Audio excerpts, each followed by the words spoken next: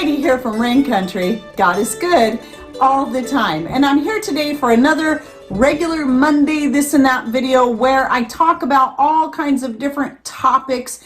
Sometimes it's to lead you back to some old videos I already have, to let you know of some videos that are yet to come out, to answer some questions that might have come in recently, and just to give you some basic updates on whatever, such as garden related, collaborations, and so on. So let's get started on the topics of today. And the first thing I want to talk about are the spruce tips. So I finally, for the first time, remembered to get out there to our second piece of property just down the road and harvest a bunch of spruce tips so I could finally start experimenting with them. And I'll be doing a video on spruce tips, their benefits, and the many ways that you can use them. More on that to come, but I will touch real quickly on a few things that I've made so far. So I did make some spruce tip syrup and I love it. It turned out great. I'm going to be doing a little more experimenting with that, like going back to the more old-fashioned way of doing it,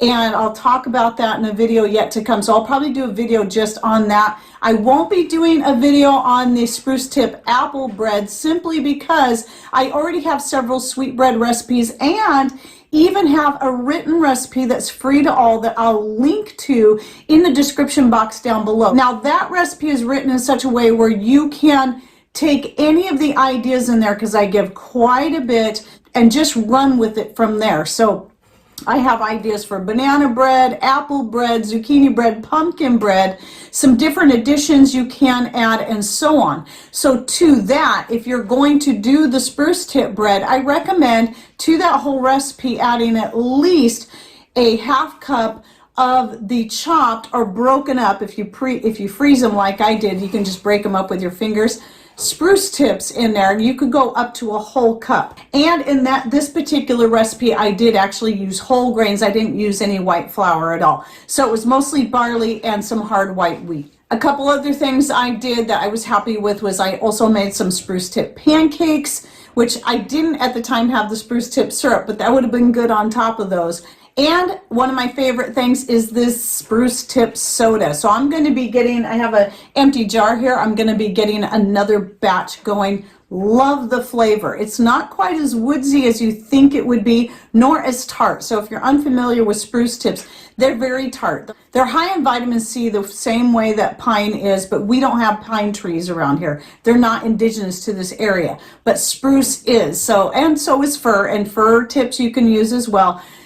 But we got those spruce tips and they're lovely. They're so tasty right off the tree, but all the things you can do with them, I love the flavor. To me, when I made the soda and the syrup and even the breads, they almost seem to add kind of a vanilla type flavor. I don't know how else to describe it. It's not exactly vanilla. You would think of it as being more citrusy, which it is, but it's a little different. It's almost like a citrus vanilla or something. I don't even know how to explain it, but I am totally in love with this flavor. So anyway, be watching for more videos. There'll be at least a couple coming out down the road. Oh, and I wanted to mention before I move on from that, you can see, you probably recognize this as an actual syrup bottle. So this was originally had some maple syrup I had bought years ago. Been saving my bottles because they have so many uses, and what better use than to make some syrup of my own and put it in there. And then I do still have the black plastic lids that come with these, but I thought the corks looked a little cuter, at least for the picture. And then another bottle idea is about a month ago, I think it was, I decided to try, because it was on Misfits Market and it was on sale, some Fever Tree ginger orange soda. And I love the little bottles they came in. These would be perfect for keeping extracts in, especially your flavored extracts, because usually when I make a flavored extract, I don't want a huge bottle. Like, I keep them in this, but I don't use them enough to warrant using a big bottle like that every time. So I don't typically make that much at a time, but these would be better and take up less space in the cabinet. So that's my plan here. So I brought this up because these corks are the same corks. So if you're interested in buying corks, now, even though I can use the lids, the regular lids that came with these, These ones have the pry-off lids, so you can't reuse those, but you can use corks. So you can simply find, these are the same type of corks you'd use in a wine bottle as far as when you're just wanting to put a cork back in there. The type of cork that a wine bottle is corked up with is not tapered like this, and you can't put them back in once they've come out. But these you can take out and put back in. So you want to look for a number 2 tapered cork when you're talking about using for bottles like this, or for bottles like this, or for recycled wine bottles. That's the size you're going to look for. A lot of times you can simply find them in your hardware section at your local store. Now let's talk about those craft collaborations. So I have a few going on right now. I really want to get the photo one put together soon, but I would still like some more photos of anything that you've created, anything. It does not have to be a skirt. It can be anything that you've created craft-wise based off any of my sewing videos or my crochet videos. So it doesn't matter if it's a hair tie, a little basket, a pair of gloves, a skirt, an apron, or anything like that that you've created from any of my instructional videos. Go ahead and share those photos, and if you want me to add your name, hopefully I'll remember to do that when I put the collaboration together, but just let me know. If you don't want your name, I'll leave it off there, no big deal. And just let me know in an email, so make sure you send those photos to raincountryhomestead@gmail.com. And so I can get that video together real soon so that we can then move on to another photo collaboration where more people can be involved. Those who don't crochet or sew, I will have other ideas for you. I might have a couple of different cooking related ones. I'll have at least one fermenting one, maybe some garden related ones. I'll have something where anyone can be involved in one of these collaborations. Then the other collaboration that's going on right now is the quilt one. So I did get a few more squares in this past week, and I'll put some pictures of them here, and thank you to everyone who's sent squares so far. There might still be some down at the post office. We haven't been down there yet this week. Keep those coming in. So far I only have 11 squares, and if I'm going to make a queen size quilt, which it doesn't have to be, it could just be a twin, I'd be fine with that. But for a queen size, I would need 80 of those 10-inch squares. So anyway, if you want more information on the details on what I want for those squares, go ahead and go to the video link I'll be putting down below about the Rain Country collaborations, so you can watch that and learn more. I'll have plenty of detail in there so you'll know what to make. And thank you for everyone who's been involved in these so far. I really appreciate it. This is going to be a really fun thing, and I can hardly wait to start putting this quilt together and then do a video on that and show everyone how it looks with everybody's squares put together. All right, now let's talk a little bit about seeds. So a lot of you probably have all the seeds you want for this year so far, but a lot of times, if you're like me, as you're putting your garden in and things are starting to grow, you're already thinking ahead to next year for what you're going to plant next year. And people ask me all the time, where do you get your seeds? Well, I used to buy them quite regularly at rareseeds.com, which is Baker Creek seed. But when in 2020 they were having more problems keeping seed in stock because everybody started buying up seed about that time, I ended up going to Etsy, and to me that actually made more sense because, well, I sell seeds on Etsy. Why not support other small business owners by buying through their Etsy stores? So what I recommend doing is, there's plenty of people out there that sell great seeds, and try to look for those that are offering seeds closer to your own climate. It doesn't have to be in your own town or even state, but at least something closer to your own climate. Like, one thing I've learned is getting seeds from down south, they don't usually do well. Even in California, even though we're on the West Coast, I've had people send me seeds from down there before, and it's rare any of them will even germinate, or if they do, they just don't make it through our cooler climate because they're not acclimated enough to our area. Same thing from seeds I get from Deep South Homestead. Now, I know that Danny and Wanda offer some great seeds, and I would highly recommend them to anyone.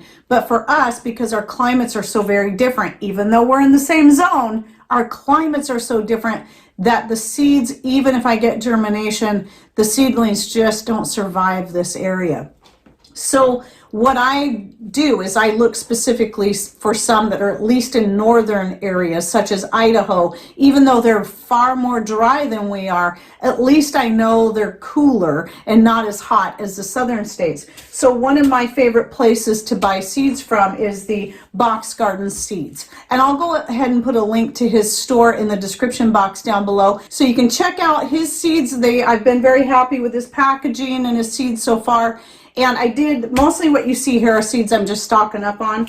And the only new one I decided to try were these miniature watermelons. So melon, I have yet to have real success with any kind of melon, but every so often I'll try again if it's a miniature variety, because our growing season is just so short, and I only do it in the greenhouse. And even then, so far I've only had one plant ever give me a single melon. And it was good. It was tasty melon. It was this big, but that's it. Okay, now I'm going to bring up the butcher box thing again. I still will be doing a video just on that, so I can do an overview on everything I've tried. It's just going to take time as I try different things, but so far I am still very, very happy with it. I just got my second box in yesterday, and one of the things I decided to try that my friend buys, because her daughter cannot have pork at all. She's allergic to pork, and they have some chicken sausage, and honestly, I did not think I would like it at all. But I decided to go ahead and try two different ones. I got a chicken Italian sausage. I haven't tried it yet, but I did try yesterday the apple chicken sausage and was surprised at how much I liked it. And in fact, I like it better than kielbasa. So that recipe I did on the kielbasa dish that I'll link to down below, those of you who can't have pork or just don't eat pork for religious reasons, the apple chicken sausage would taste amazing in there, and I'm going to try that the next time I make it. So I'll be putting that referral link in the description box down below, so you can go through there if you want to just try it. Just want to try it for a month. You can cancel it anytime. It's only one box per month, and you have two different sizes you can choose from, and you can choose your own cuts of meat that you want to try. It doesn't matter what it is. It can be a sausage, it can be a loose sausage, it can be Italian, it can be beef brisket, it can be roast, it can be steaks, it can be a whole chicken or chicken breast. They're all hormone free, antibiotic free, more naturally raised. The beef is all grass fed and grass finished. So, and also right now I don't know if it's the same, it changes all the time, but right now I'm getting 2 pounds of ground beef with every order for free, for no extra charge.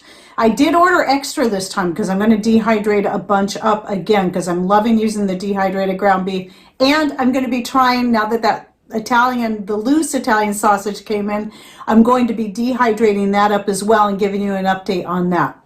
But anyway, you can go through that link. And remember, you can make your own referral link if you're happy with it to share with friends and family. And anyone who shares their referral link and somebody signs up under that referral link, they get $30 off their next order. It's great. So I get $30 off when you use mine, and when you share yours, you can get $30 off. All right, just got a couple more things I want to mention. One is the kitchen cabinets back here. Yes, Patrick is still working on them, but it's very slow going, because just trying to keep up on the stuff on the store, constantly making chambers and generators to keep up on the demand that we have on the store for those items. So that's one thing. And then trying to keep up on the grass out the property now that it's grown like crazy. We're getting some sunny days, so it's like today's wet and cold. Yesterday was warm and dry. Every other day it seems like that. And when it's like the weather's like that, grass around here, it grows like crazy. In fact, it reminds me of a Ray Bradbury short story, the way it grows. I can't remember what that one's called, but anyway, it's about a planet where it rains all the time, and if you just stop in one place for too long, the vegetation will grow right over the top of you. That's the way it feels when it comes to grass and weeds this time of the year. So just that alone, it takes all day to mow that property, and then we like to go out there and rake up the grass to use as a mulch layer for our garden. So anyway, it's taken a while. He is working on it, but eventually, once he's got these upper ones done, at least these ones here, you'll see them behind me. We've got a playlist on the cabinets, the upper cabinets. The lower ones he's had done for years, but then we had a couple of life changes that then just changed everything, where he just didn't have the time to work on them. but so he's only recently been able to get back into finally finishing doing the uppers. I should be showing some pictures right here of what the lower cabinets look like, and that's how the upper cabinets will look when they're finished. And you can also check out that playlist if you're curious about the progress, and he shows how he's making those and so on. And people keep asking us about the handles. Well, we bought them many years ago when we first started building these cabinets. I'm not even sure where you'd find them. It's actually, it's in the next town over, which is about 60 miles away. And it's a local owned store that carried them. I'm not even sure if they're available anymore. And then the last thing I want to bring up is just social media in general, but specifically Facebook. So some of you know that back in 2019, I just left Facebook. I'd had it for several reasons. Some of it had to do with just getting tired of some of the depressing, frustrating posts and the way people were so mean to each other. And then just the inability to keep up on my 2 different Facebook pages related to Rain Country, because I got the one related to the channel, and then I've got the one more related to my store, and then messages and comments coming in there, and messages and comments coming in there, and then messages and comments coming in on my Facebook profile and so on. So I couldn't keep up on it all, and it was stressing me out, so I had to just step away. Well, I did go back to my old original, more private Facebook profile, and that's only for family, locals, and so on. But I did just today decide I'm going to start posting again on my Facebook pages. So that's Rain Country Homestead and Rain Country Handcrafted Goods, mostly the Rain Country Homestead one. But just know, if you've been following me on there for a long time, you'll start seeing posts again. And I'll put the link to at least the Rain Country Homestead Facebook page down below. Just know, I actually did turn off I realized it's an option. I could turn off the ability to message me on there, because people keep sending me messages, but I'm not seeing them because I wasn't there for one, and just didn't have the time to keep up on them anyway. And even comments, I will try to check comments on occasion. I cannot promise. If you have any questions, that I'll see your comments over there and be able to reply. So the very best place is always the best place, better than any social media site that I might be on, is to contact me through email. If I can keep everything in one place, it really keeps it easier for me. So email is always the best place. Everything's all together, and at some point I am going to see it at least within the day you send it. Now, if I don't reply right away, it's probably simply because it's a really long email and I have to set it aside until I have time to sit down and actually read it. If it's a quick question, I usually try to get in there and answer it right away. So if you got questions especially, that is the best place, because you might not get an answer from me if you're sending it on Facebook, commenting there, or any other account I might have out there that I've even forgotten about because I never go to it. I don't think I've had a Twitter account for a very long time, and if it's open, I wouldn't know. Same thing with Instagram. I do have an account. I have Pinterest. I have all these, but I don't go in there. So don't send me messages there because I'm not going to see them.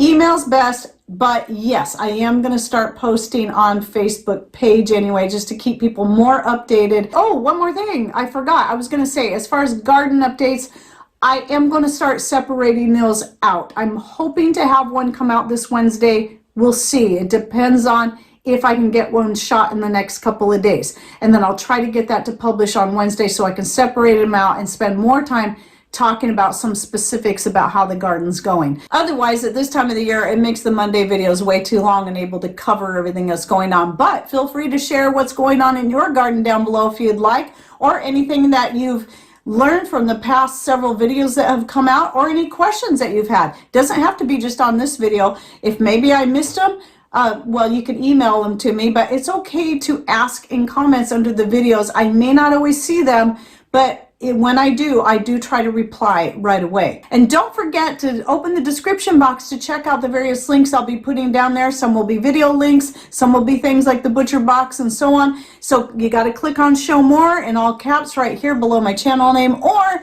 that little gray arrow on this side if you're on a smart device like most of you seem to be these days. That's how you open the description box to find all that, as well as our email address. It's down there too. All right, well, thanks for watching. Take care and God bless.